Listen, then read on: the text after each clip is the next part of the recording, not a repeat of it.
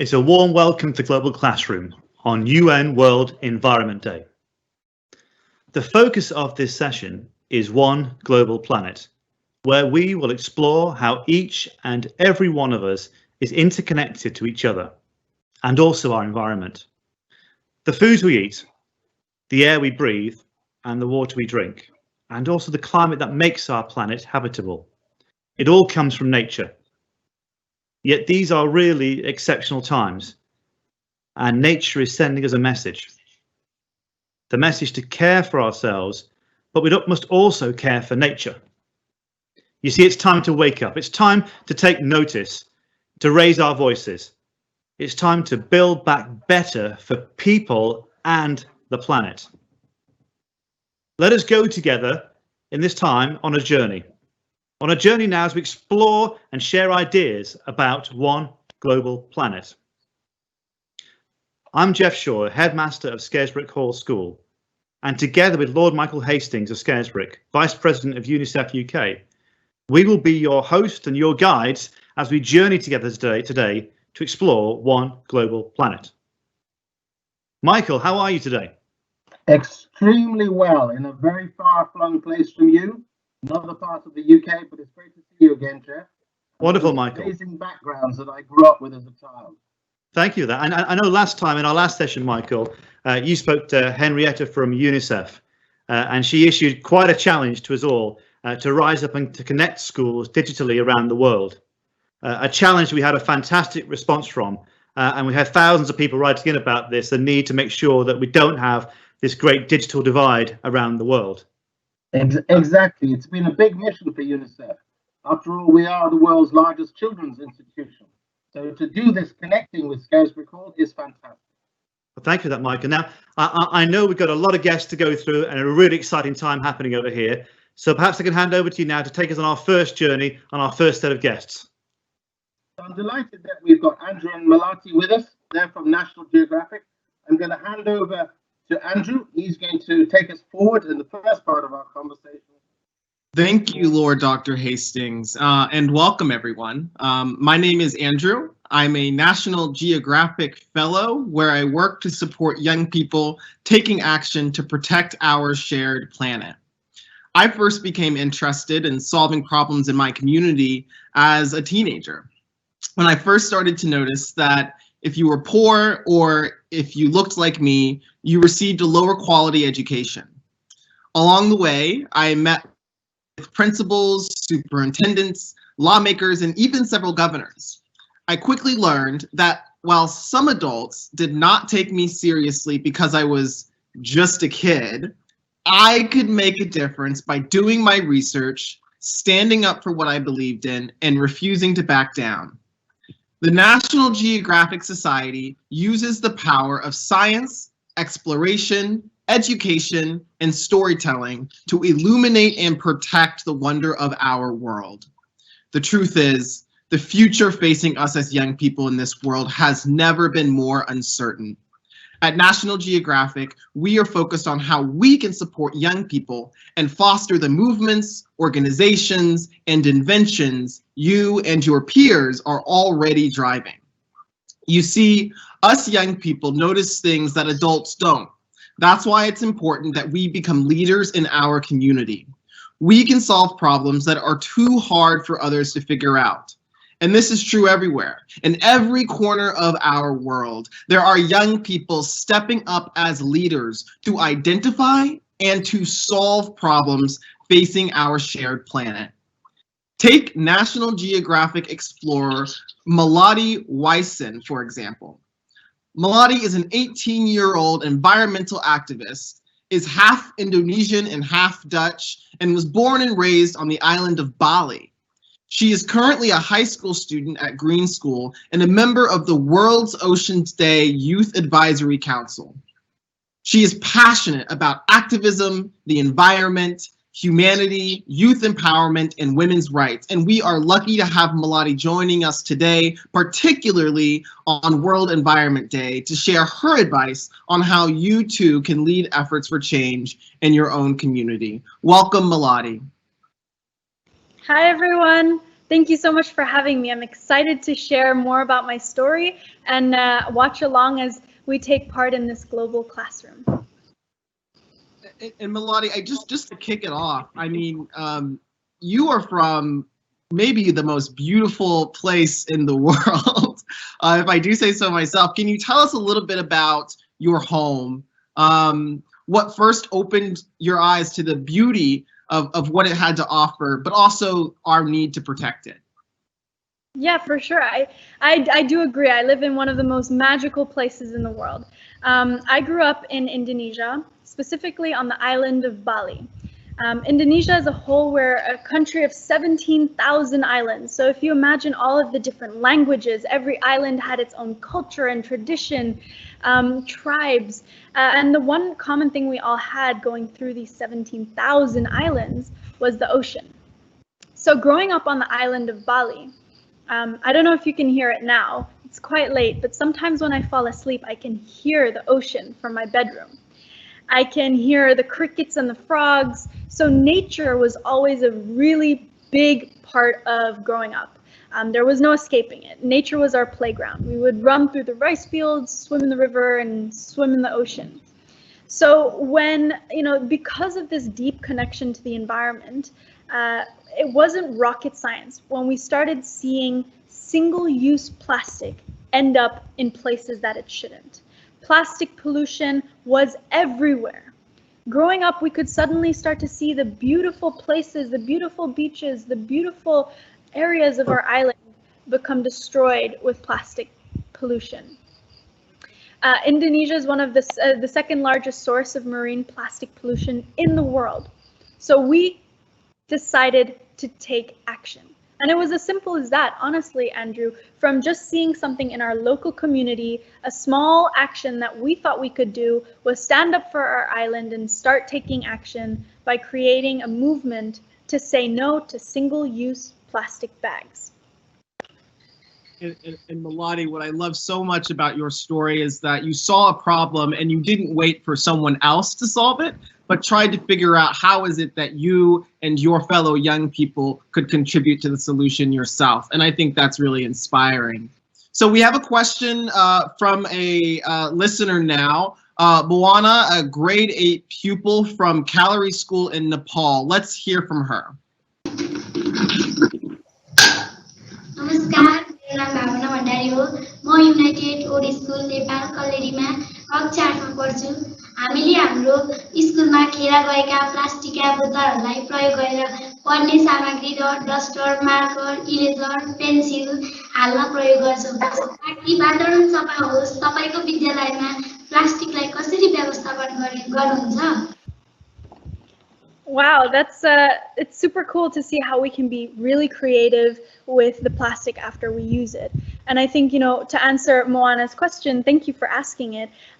There are lots of things, for example, here in Indonesia, what I've seen a lot of the communities in smaller islands doing is actually collecting an empty plastic bottle, filling that up with all sorts of thinner plastics with less value, and filling that up real hard so that it becomes a brick. And with this, a lot of students are creating structures. We're seeing benches also to put out in the garden. So I think there are lots of creative ways that students can utilize plastic and turn it into something. We've become a living example that kids can do things. Me and my sister started at 10 and 12 years old, and that means you can too. So our team in Nepal is led by a group of youngsters. We have 50 teams around the world in 29 countries. Wow.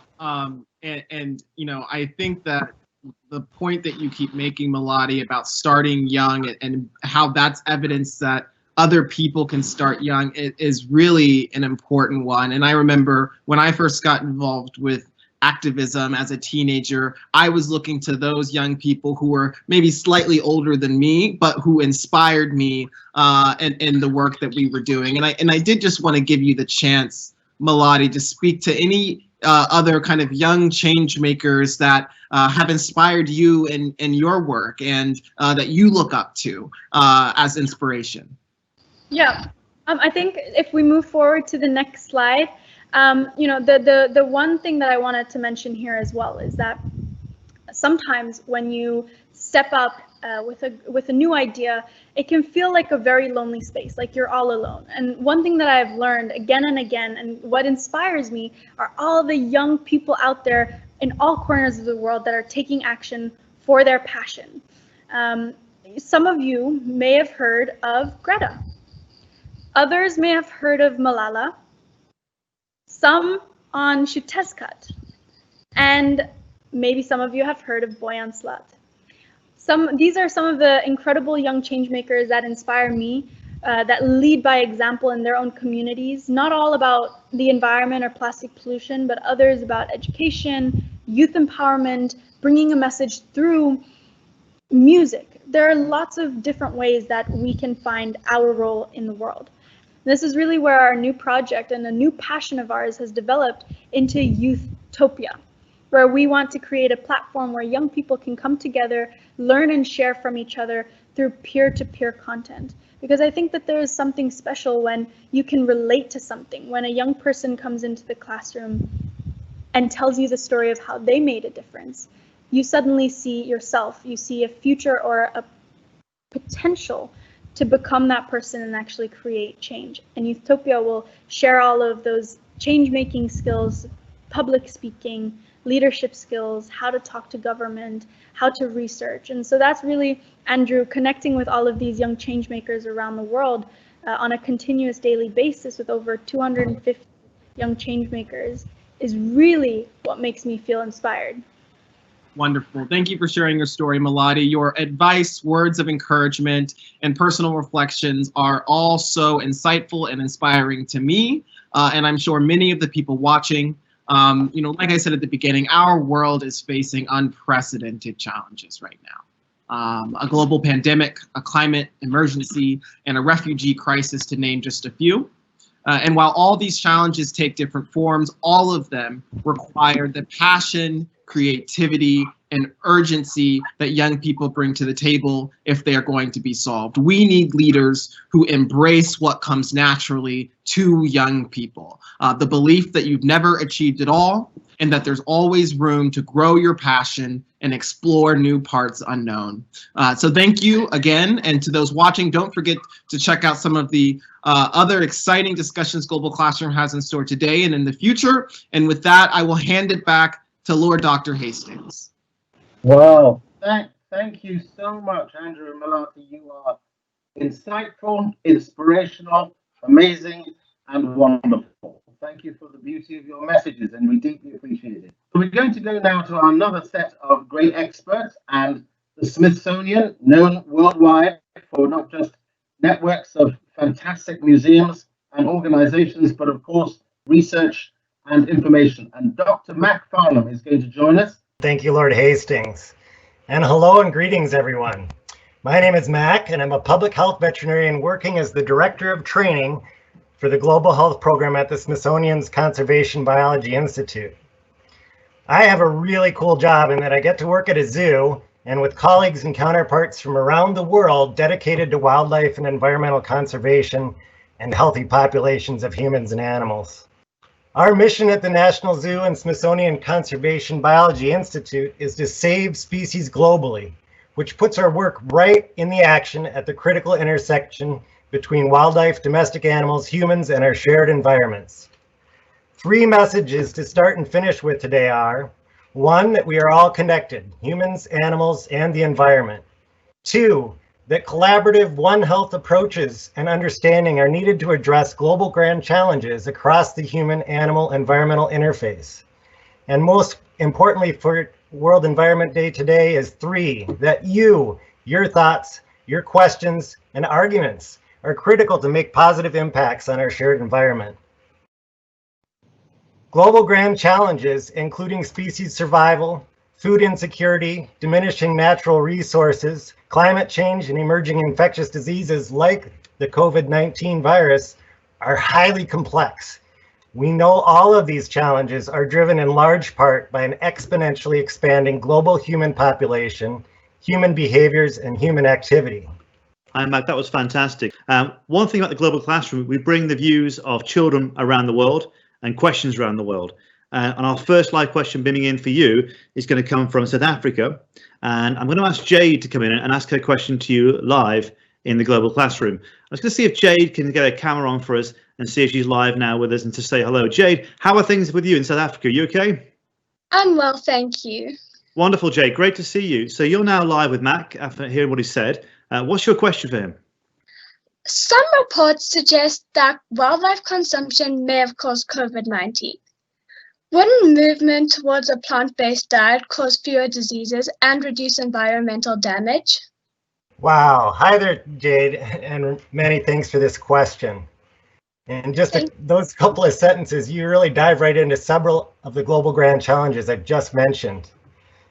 Exponential growth in our global human population, diminishing natural resources, land use changes, climate change. All of these means we really face a huge challenge in providing safe nutritional nutritional food for the world. What we do know is that the current COVID pandemic is caused by a virus called SARS-CoV-2 or SARS coronavirus 2. And by comparing that genetic code of SARS-CoV-2 with other coronaviruses, we know that there is a close similarity with coronavirus found in bats. But this is not a definitive and direct link, which is one of the most frustrating things about virology and epidemiology, that direct transmission route along with cause and effect are really hard to demonstrate. Even transitioning to plant-based diet still requires land to grow those commodities, land which is a limited resource with our increasing global population. And even plant-based diets are not free from risks of disease. I've worked on some huge outbreaks of foodborne diseases like salmonella and enterotoxogenic E. coli coming from salads and jalapeno peppers. So we use science to help us understand and reduce risks of disease transmission. When and where we can, we step in to eliminate those risks. Risks like having multiple species mixed together in a market where they are stressed out and can have a higher risk of transmitting a disease between each other. It takes a really good and thorough understanding of the complex and dynamic systems so we can use that understanding to globally produce safe and secure food supplies. I hope that addresses some of your question. Thanks, Jade. That was great, Mike. Thank you for that wonderful answer behind that as well. Our next question is actually going to come from Charlie in the UK in Scarisbrick. And I think Charlie's going to come on live in a second, and he's got an interesting question to ask of you and a fascinating one. So, Charlie, is your camera working okay? Can I get it turned on and see if we can see you in the classroom? Wonderful. So I've got Mac here for you. What's your question for him? My question is, do you think COVID-19 will be with us forever like the common cold, or more like the Spanish flu and go away? Oh, wow, Charlie, thank you, and hello. This is another important question, and one that epidemiologists, virologists, scientists, and doctors are working right now really hard to answer. We do unfortunately think that COVID-19, the SARS-CoV-2 is here to stay. Coronaviruses and influenza viruses that you mentioned are some of the most complicated because their genetic makeup is of RNA or ribonucleic acid. RNA viruses are known to rapidly mutate and change over time and as they move through mammalian hosts. Sometimes these mutations make them more virulent or deadly, and sometimes less. So we're really grappling with this question right now as to how we can reduce the transmission rates and try to reduce those risks of transmitting this new virus across human populations. So the honest answer is that we think it's here to stay, and we're not quite sure what the future will bring with SARS-CoV-2. Thanks again, Charlie. Thank you very much for answering those questions so well and for sharing with us in the global classroom. It's been absolutely wonderful to share that time with you, and very insightful and very thought-provoking as well. We're going to go across now to your colleagues. I think we've got Dr. Carol and Dr. Brian, who are going to share with us a practical application of this understanding and probably encourage some exploration as well in their own way. Carol, how are you? Good. How are you? Really good, Carol. Great to hear from you again. Thank you. Yes. Listen, I wanted to just say hi to everybody. My name is Carol O'Donnell, and I'm the director of the Smithsonian Science Education Center in Washington, D.C., which is in the U.S. On this day, which, as you know, is the UN World Environment Day, my colleague, Dr. Brian Mandel, and I, who are both science teachers, want to provide you with a few activities that you can do to protect animals when their habitats change. So as a reminder, the environment is where we all live, and it's made up of all the living and non-living things around us. Animals are one type of living thing. As you heard from Dr. Mack, animals need an environment, one that provides food, water, and shelter for the animals to survive and grow. We call this the animal's habitat. So different animals require different habitats. But what happens when an animal's habitat changes? Some organisms will thrive. Some must move away, but others will die. The more and more that people are on Earth, the more we need land for farms, homes, roads. Our Earth is very large, but animals live here too. So when people use more and more land, there's less space for animals in the wild. And when humans build roads and homes, it can split those animals' habitats into smaller places, making it very hard for animals to access food, water, and shelter. And if this happens, the animal population will decrease. So we have to find ways to protect animals from these negative effects. Dr. Brian Mandel, my colleague, will walk you through an activity that will help you to better understand ways that you can map your local environment. Brian? Hey, everybody. Are you guys ready to think about ways that you can protect animals when their habitat changes? So for this, we're going to be doing 3 different things. As Carol mentioned, step 1, we're going to be mapping your environment. Step 2, we're going to be collecting some evidence. And step 3, and this is my favorite step, taking action. So here we go. Step 1 is all about mapping your environment. To do this, you're going to need to think about the area around your home or your house or your apartment. This is your local environment, and this is the area we want you to research. It could be really small area, or it could even be a little bit larger, like your entire neighborhood or community. So once you've established what your research area is going to be, take out a piece of paper or a chalkboard or something and actually begin to identify and sketch out the boundary of your map. Just like this. This is my home, this is our neighbor's home, and this is the street. Again, this is just an outline. At this point, now you're going to talk to your parents or caregivers about going outside and exploring this area. Walk around. And we want you to label everything that you see. Identify things. It could be plants, animals, trees, grass. It could be a dirt path. It could be a sewer line. It could be roads. And label all and identify all of the animals in your picture. It's really important that you identify everything you possibly can. And here's an example from where I live. This is our house, neighbor's house. You can see some trees. This is the street. There's some birds in the tree over here. There's some standing water over here where we noticed a lot of mosquitoes. There was a fox in our backyard, and there's fences here as well. Again, label all of the living and non-living things in your environment. This is really important. And once you're done, look at your map and ask yourself, are there animals in your environment? Do they have access to food, water, and shelter?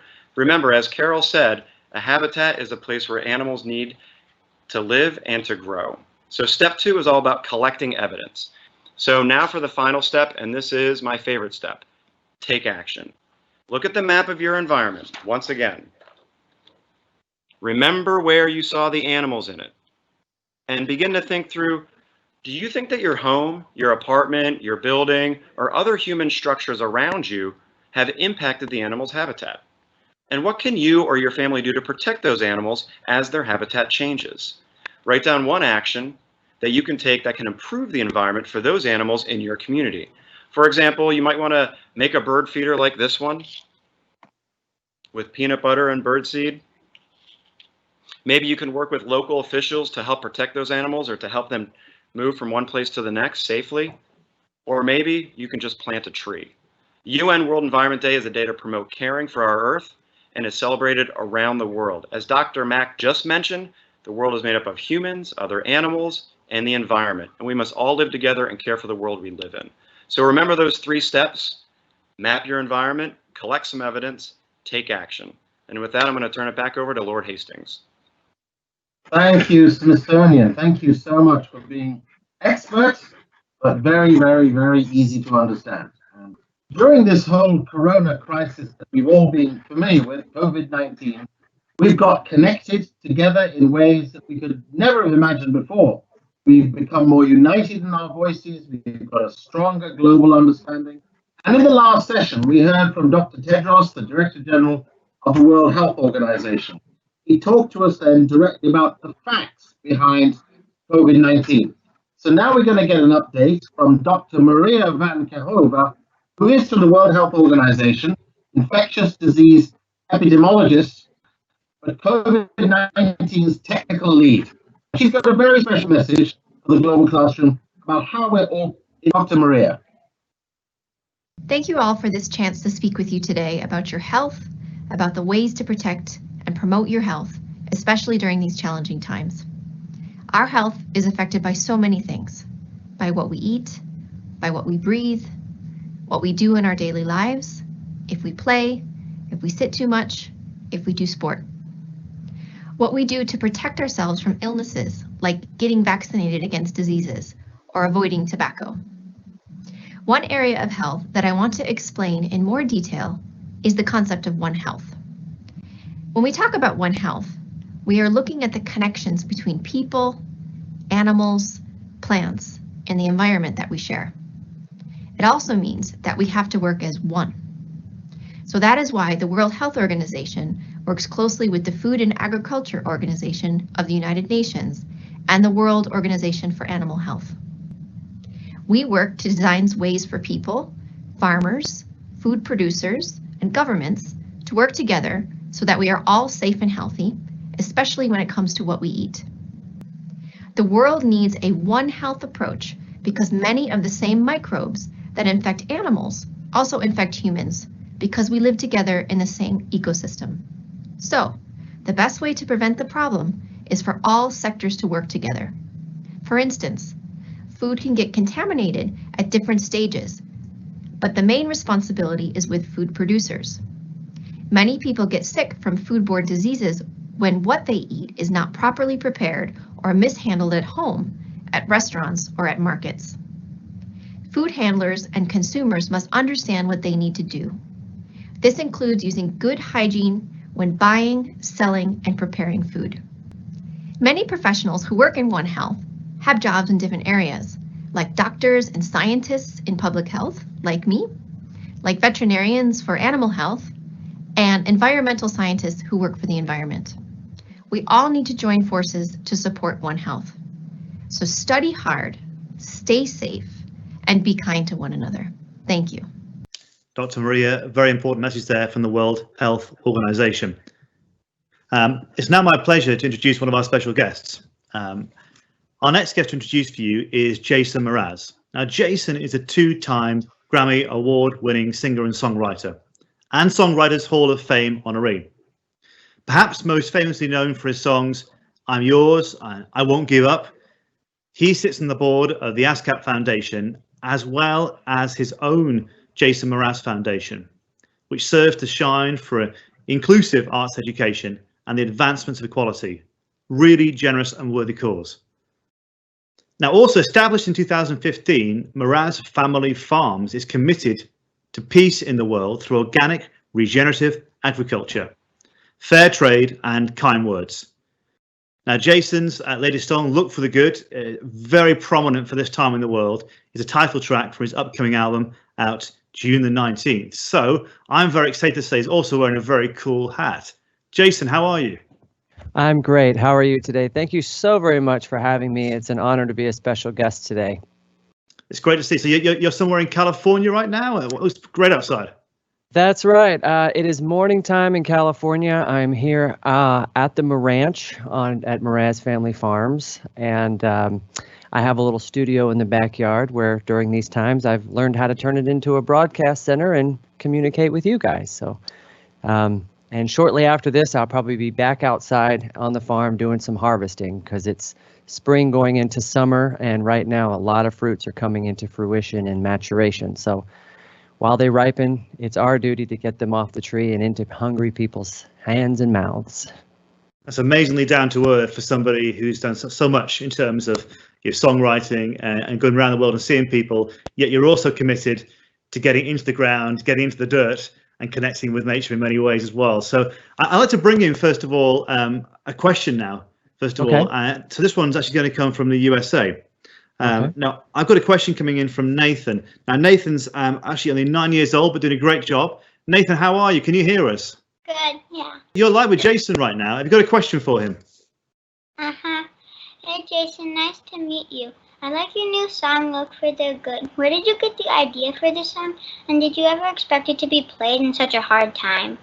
Ooh, thank you, Nathan. It's good to see you. And thank you for that question. Unfortunately, Nathan, yes, I did have a feeling in my heart and in my gut that times on this planet are hard. All over the planet, we are living in, as humans, there will always be suffering. There will be some version of pain and heartache and need. And I write from that place, knowing that place, and I try to write songs that breathe life into comfort and healing and ways of looking at the world that can inspire us to take action and stay motivated to change the world for the better and to help each other out through dark times. So I wrote Look for the Good to inspire listeners to remember to stay positive through dark times. And yeah, that's what I wrote it for. Thank you, Nathan. No, Jason, that's brilliant. Thank you for that. And a really honest answer to say there was a feeling there to go off. And I think sometimes in our lives, we've got to act on that impulse of what we feel and to move on that. And, you know, sometimes we don't listen enough to that in our hearts. So thank you. I've got another question for you, and then perhaps you might hear that song in a second, actually. The next question has been sent in from Uganda. And it's a really interesting one. So we'll try and link there now and see if we can hear Linda from Uganda. Good evening, Mr. Jason. My name is Linda from Uganda, East Africa, and I'm happy to be here.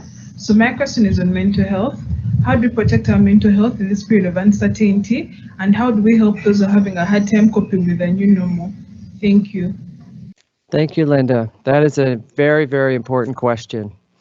The first thing I do when I start to feel uncertain or pressure, mental pressure, is I take a deep breath.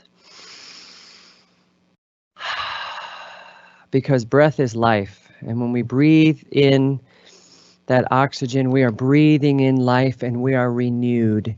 The definition of inspire is to breathe life into. So I take a deep breath and I feel myself literally inspired. And now I'm renewed. And what am I going to do with that next breath? And so the next breath is important. So however you're feeling, whatever type of anxiety or pressure, mental pressure you might be experiencing, I think it's important to ask for acknowledgement or ask for help.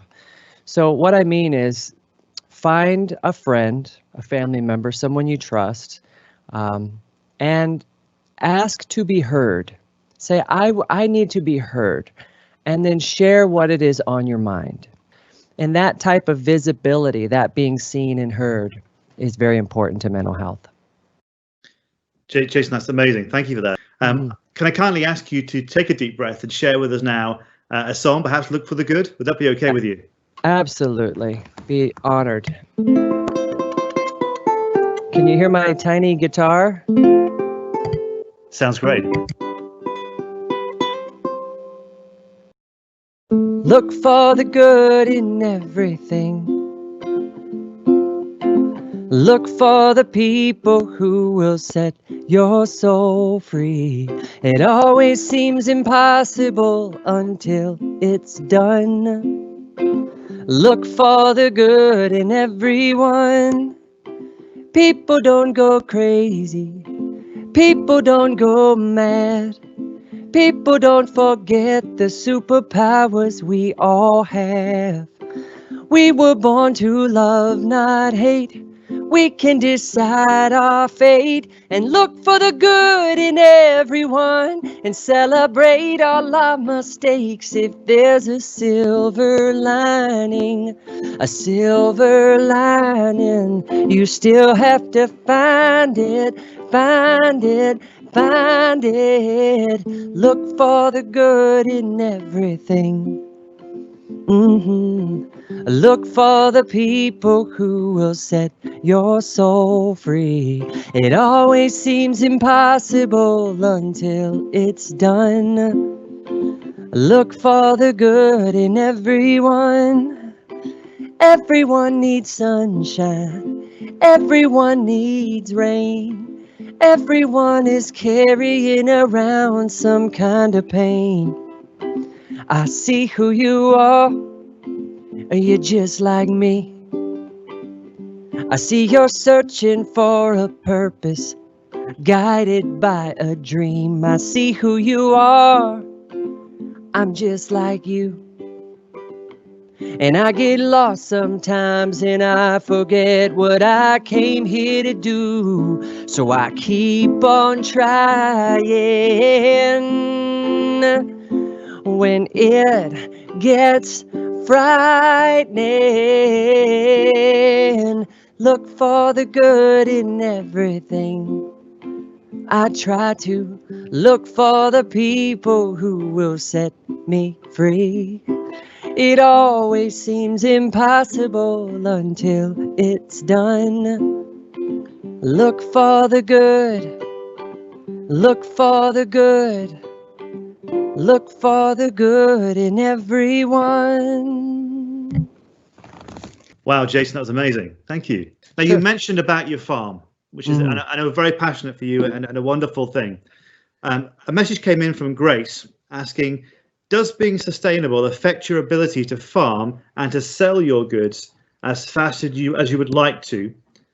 Where, you know, if you weren't sustainable, would it be better for you to do so? And actually, do you believe that this is why some farmers are not sustainable? So a long question there. So does it affect your ability to be fast enough to create it? And is that why some farmers don't do that, you think?